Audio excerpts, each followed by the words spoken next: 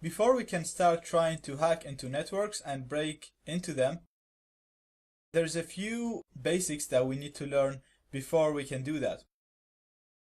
So basically, what is a network?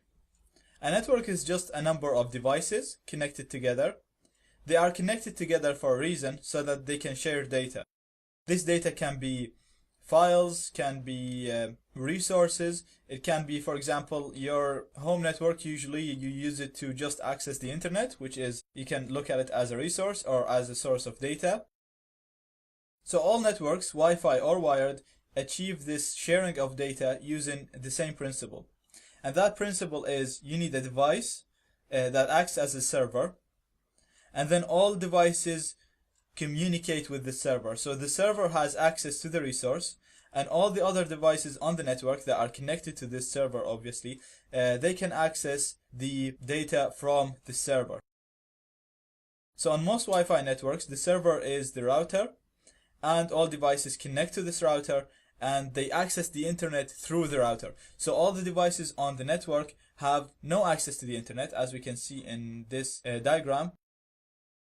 The only device in the network that is connected to the internet is the Wi-Fi router. All the other devices, as we can see here, we have client 1 and 2 and 3, they have no access to the internet, but they can access it by connecting to the router. So whenever client 3, for example, if it wants to open google.com, it's going to send a request to the router asking it, okay, I need google.com. The router is going to go to the internet.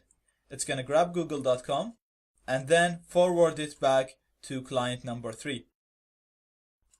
So client number 3 does not have direct access to the internet. It has to go through the router, and the router is going to bring the request and send the response back to client number 3. Now all of this data, requests and responses, are transferred through packets. So you can imagine all these arrows are a number of packets being sent between the clients and the router. And in Wi-Fi networks, these packets are sent into the air, so they're broadcasted. And if you're within range with these packets, then you can just sniff them, capture them, and read them, and you'll be able to see the information in there. So all this data, so whether it's usernames, passwords, videos, audio, music, chats, all of that is transferred as packets, and it's always transferred between the client and the router because the client has no access to the internet. So if you capture these packets, you'll be able to see all of this data that's transferred. You'll be able to see all these passwords, usernames, emails, videos, all that. You'll be able to capture it and read it on your device.